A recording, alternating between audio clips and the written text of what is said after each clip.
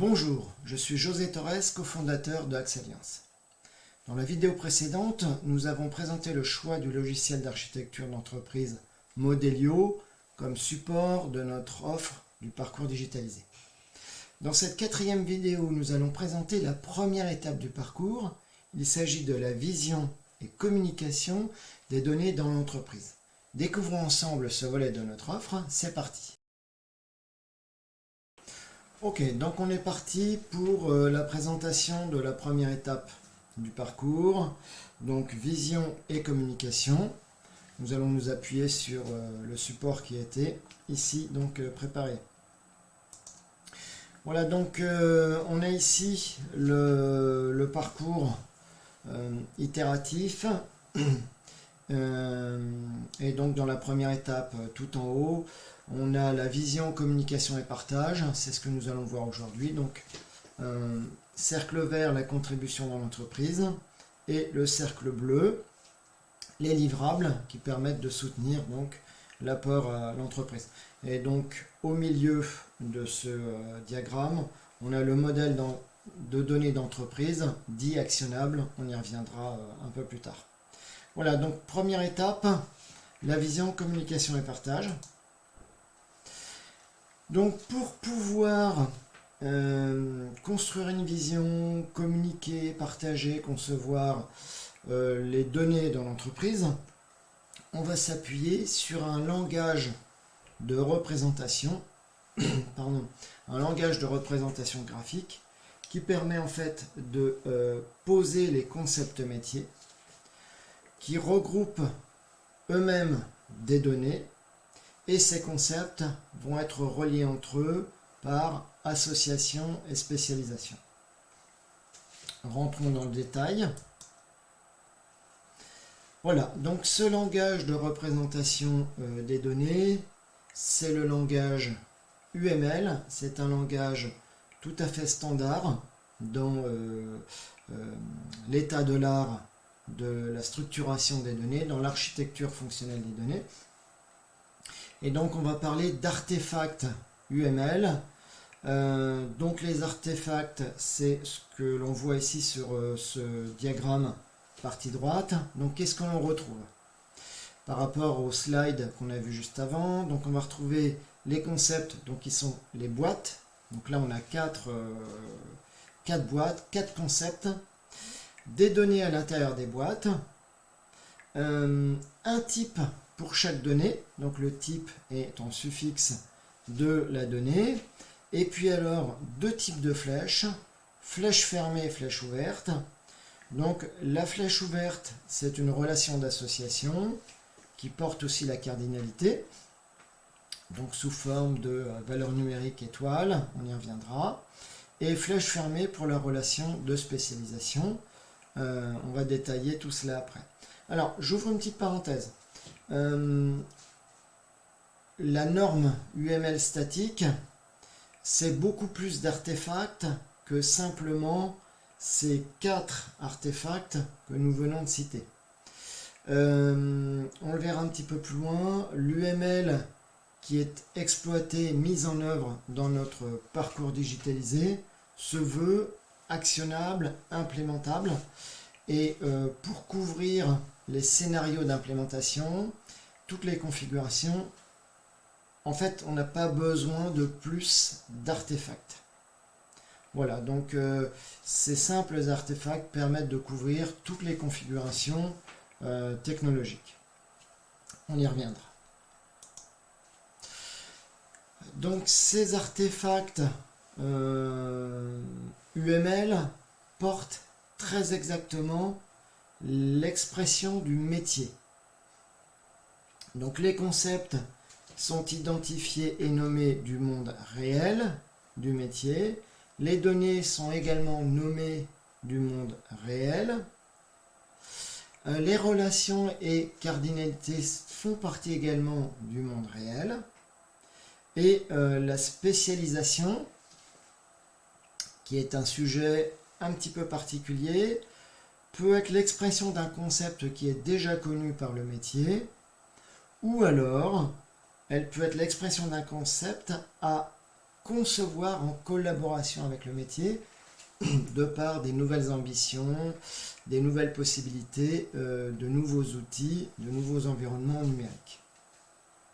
On y reviendra. Voilà, donc restons focus sur ce même diagramme UML. Et qu'est-ce qu'il raconte d'un point de vue métier, ce diagramme UML?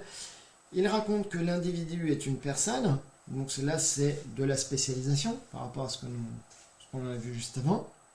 Donc on voit l'individu qui est en dessous personne. Alors pour exprimer cette relation de spécialisation ou d'abstraction, la représentation verticale est toujours souhaitable pour, je dirais, un confort pédagogique et un confort de lecture. Deuxième point, l'individu a un nom et un prénom. Donc ça, ce sont des données du concept individu. La personne a un identifiant unique. Alors évidemment, pourquoi est-ce que l'on parle d'individu et de personnes? Évidemment parce qu'il y a les personnes physiques individus et les personnes morales qui vont être des entreprises, etc.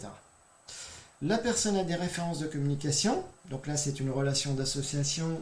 On voit la flèche ouverte avec une cardinalité de 1 étoile. Alors, 1 étoile, ça veut dire quoi? 1, c'est une donnée obligatoire jusqu'à n, un nombre indéfini de relations. Voilà, le mail est une adresse mail, donc on le voit en bas à droite. Donc c'est une donnée du concept mail. Le mail est une référence de communication, évidemment, dans une relation de spécialisation, parce que les références de communication peuvent être une adresse postale, un numéro de fax, un identifiant du portail client, par exemple, si on veut communiquer dans la messagerie intégrée au portail, une adresse WhatsApp, etc., etc. Donc les cardinalités, nous en avons parlé. Voilà. Donc, l'UML, donc on a vu que ça porte le métier, ça raconte le métier très exactement comme il est, et l'UML peut être utilisé dans 3 contextes différents. Premièrement, pour construire la vision, donc ça permet de construire la vision cible des données de l'entreprise, cette cible que l'on veut atteindre une fois la transformation planifiée qui sera consommée, une vision cible transverse au système, une vue générale, et également cela permet de générer des vues par sous-domaine, on va en parler après, et on peut produire ainsi des livrables ad hoc sous forme de diagramme UML. Deuxième contexte d'utilisation de l'UML, la communication. Donc en fonction de l'objectif, en fonction de l'auditoire, DSI, hors DSI, on va pouvoir sélectionner des artefacts UML, donc des concepts, certaines données, certaines relations, pour pouvoir communiquer une transformation, une vision, etc. Et voilà, pour pouvoir recueillir également les avis sur la future plateforme data vis-à-vis des clients ou de la DSI. Donc là, on est vraiment dans l'aspect architecture, on construit le système pour une mise en œuvre ultérieure. Voilà, troisième contexte d'utilisation de l'UML, c'est la conception. Donc la conception, c'est pour couvrir un besoin, un nouveau besoin, avec un public expert sur le sujet métier, de préférence, donc en dehors de la DSI. On va pouvoir, avec l'UML, mener des ateliers de brainstorming pour identifier et modifier des concepts, données et relations. Ateliers qui peuvent être sous forme interactive directement avec le logiciel d'entreprise ou alors simplement par prise de notes, ça dépend du contexte, le temps qui est imparti, etc. Et puis ensuite, suite à l'atelier, il y a toujours les aspects de restitution de l'UML pour partager donc la construction, les plans du futur système à bâtir. Système de plateforme de données. Voilà, alors donc on a vu l'UML et l'expression du métier, on a vu les 3 contexte d'utilisation de l'UML, parlons maintenant des domaines fonctionnels. Donc les domaines fonctionnels permettent de regrouper les objets métiers dans des domaines bien définis. Alors, en général, on en a à peu près une demi-douzaine. Ces domaines fonctionnels sont validés par l'instance data dans l'entreprise, qui peut être soit le Chief Data Officer ou tout autre interlocuteur, suivant l'organisation qui est en place. On va utiliser des codes couleurs partagés sur tous les supports de communication, que ce soit du PowerPoint, de l'UML, peu importe, etc., qui permettent donc d'identifier les grands domaines.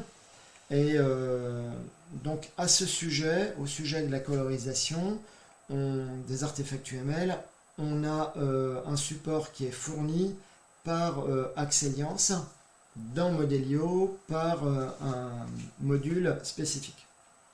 Alors, justement par rapport à cela, je vais vous faire une petite démonstration de cette partie. Voilà. Donc j'ai lancé ici Modelio. Et donc, on voit ici l'arborescence du référentiel, où on voit ici les grands domaines FR, Axeliance, des mots modèles. Donc évidemment tout cela est adapté chez le client. Et le niveau ici, ce sont les domaines fonctionnels. Donc j'ai 3 domaines fonctionnels, tiers, contrat, produit. Et alors vous voyez que dans ces différents domaines, je vais retrouver les concepts métiers et à l'intérieur des concepts métiers, les différentes données qui appartiennent au concept. Donc le nom, prénom de l'individu, on l'a vu tout à l'heure. Revenons sur le domaine. On voit ici que on a, avec le petit pictogramme bleu, l'ampoule bleue qui est l'icône Axeliance, on a ici un stéréotype qui est le package color. Donc il va permettre de définir un code couleur, ici, pour chacun des domaines. Donc on peut ajouter cet artefact, et puis ensuite fixer les différentes informations de couleur. Lorsque la couleur l'impose, on peut modifier la couleur de police pour la passer de noir à blanc. Voilà, donc 3 x 0 c'est noir ici. Dans certains cas, on peut la passer à blanc. Voilà. Donc, comment est-ce que l'on peut visualiser ces codes couleurs? Un RGB qui, a priori, ne veulent pas dire grand-chose là. Donc voilà, là j'ai créé un diagramme et je vais pouvoir, au niveau ici du module de diagramming, ajouter les libellés. Donc automatiquement, les libellés de tous les domaines ont été posés, ils ont été colorisés avec la couleur de fond et la couleur de police. Je vais pouvoir donc automatiquement déplacer des concepts de chacun des domaines fonctionnels. Voilà. Et puis ensuite, je vais pouvoir dire colorisation du diagramme, et donc on voit que chaque concept métier a été automatiquement colorisé de la couleur qui a été fixée dans les domaines fonctionnels. Donc ça c'est très important pour la communication, de fixer des codes couleurs des domaines et de les respecter ensuite dans la charte graphique de communication toute l'entreprise. C'est vraiment pas grand chose, il faut le faire dès le début, et ensuite la communication sera beaucoup plus efficace. Voilà. Donc on revient sur le slide ici, les domaines fonctionnels, colorisation, communication. Et support Axeliance, on vient de le voir ici, qui est apporté. Voilà. Donc l'UML dans un référentiel d'entreprise, donc on parle de l'outil Modelio, ça permet un alignement de toutes les vues au niveau de la communication, de la conception et de la vision. Donc ici, j'ai une vue de contrat, où je vais voir la personne et le produit qui est en contrat, et le rôle d'acteur sur le contrat pour la personne. Donc un contrat à plusieurs personnes qui sont acteurs sur celui-ci. Ici, j'ai une vision commerce, donc qui relie le contact avec le produit, l'action commerciale. Donc ici, on voit bien que le contact est une personne physique représentante qui représente donc une entreprise, personne morale, avec une fonction qui peut être gérant, assistant de direction, etc. etc. Voilà, donc on va revenir sur Modelio pour, voilà, pour démontrer ce que nous venons de voir.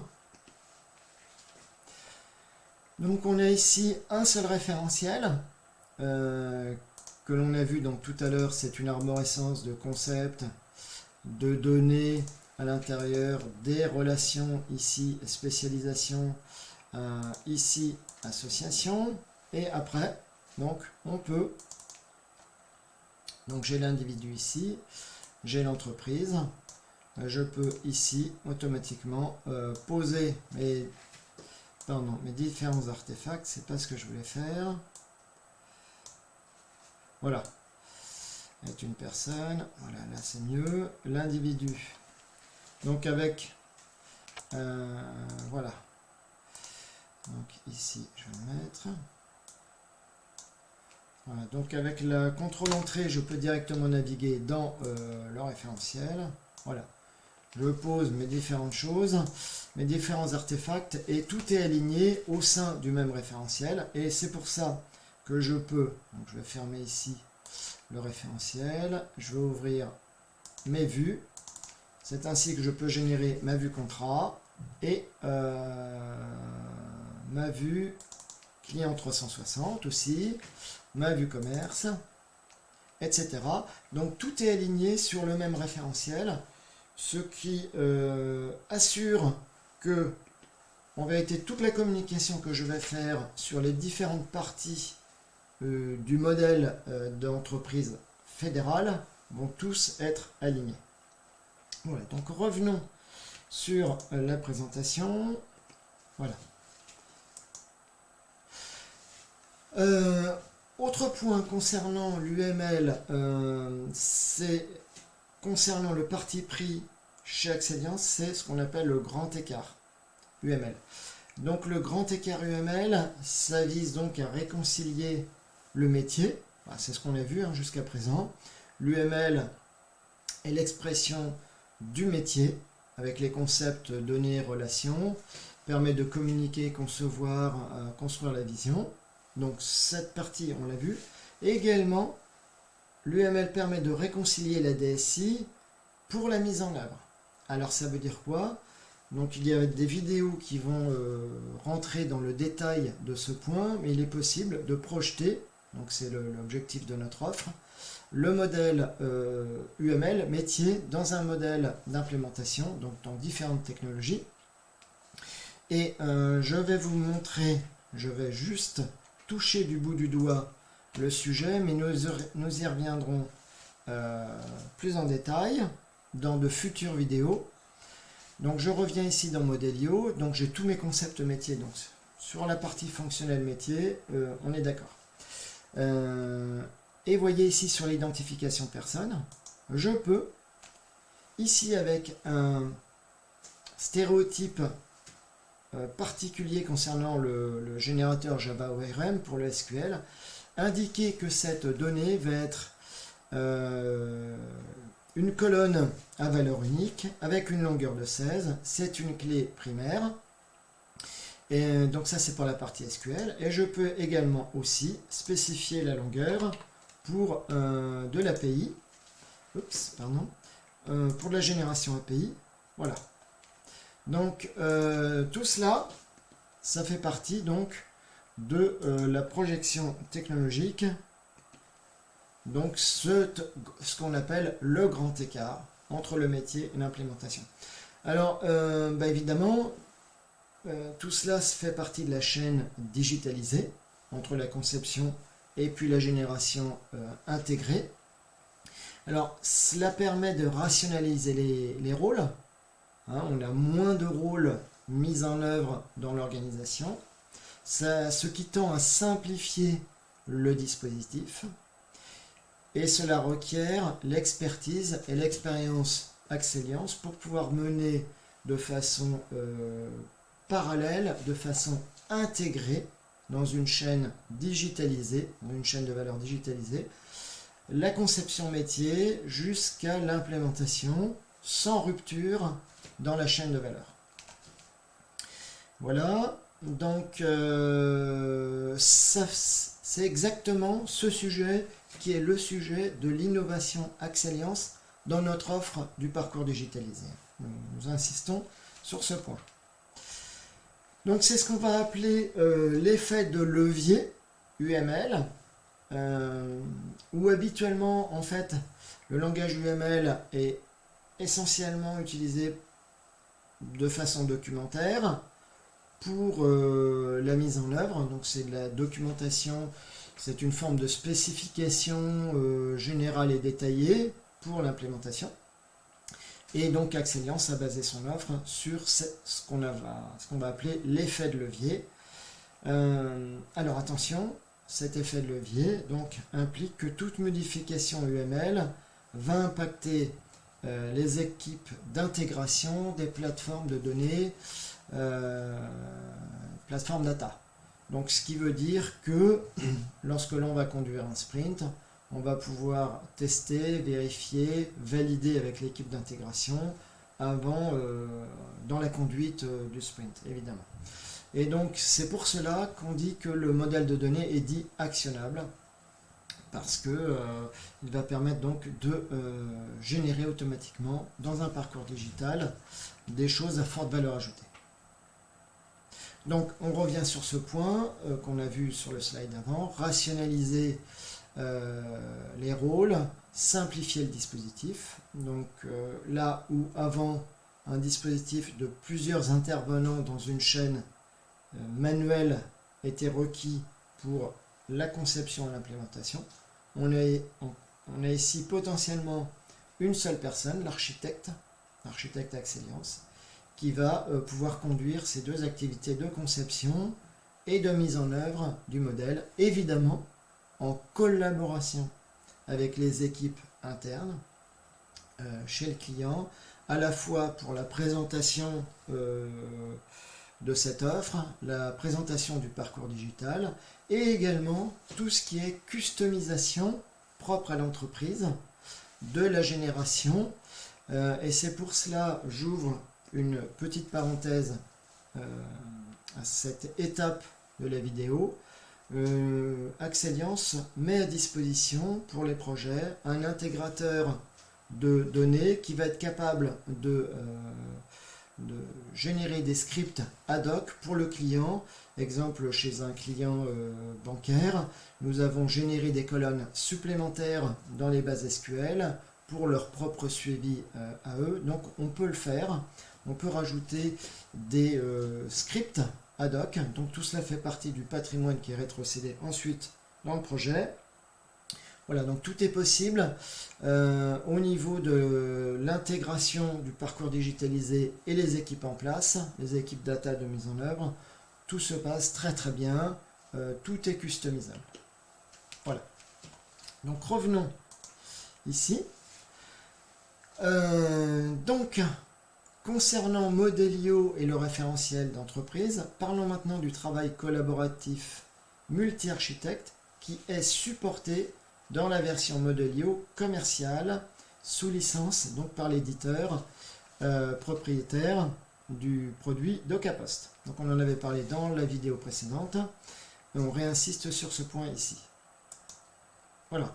Donc faisons un petit résumé à la fin de cette vidéo pour dire que donc l'UML, on a vu qu'il est utilisé comme support de la construction de la vision cible. Il est utilisé comme support de communication, donc adapté aux objectifs et à l'auditoire qu'on va avoir en face de soi. Comme support de conception également, pour construire la vision des parties qui restent donc à définir. On a vu également que Modelio sert de référentiel d'entreprise avec toutes les vues qui sont alignées. On a vu également que l'UML est à effet de levier actionnable de la conception architecture jusqu'à l'implémentation avec une intégration dans le dispositif de l'entreprise avec les équipes de la DSI en place pour la mise en œuvre. Je vous remercie d'avoir suivi cette vidéo. D'autres vidéos vont suivre sur les prochaines étapes du parcours digitalisé. À très bientôt.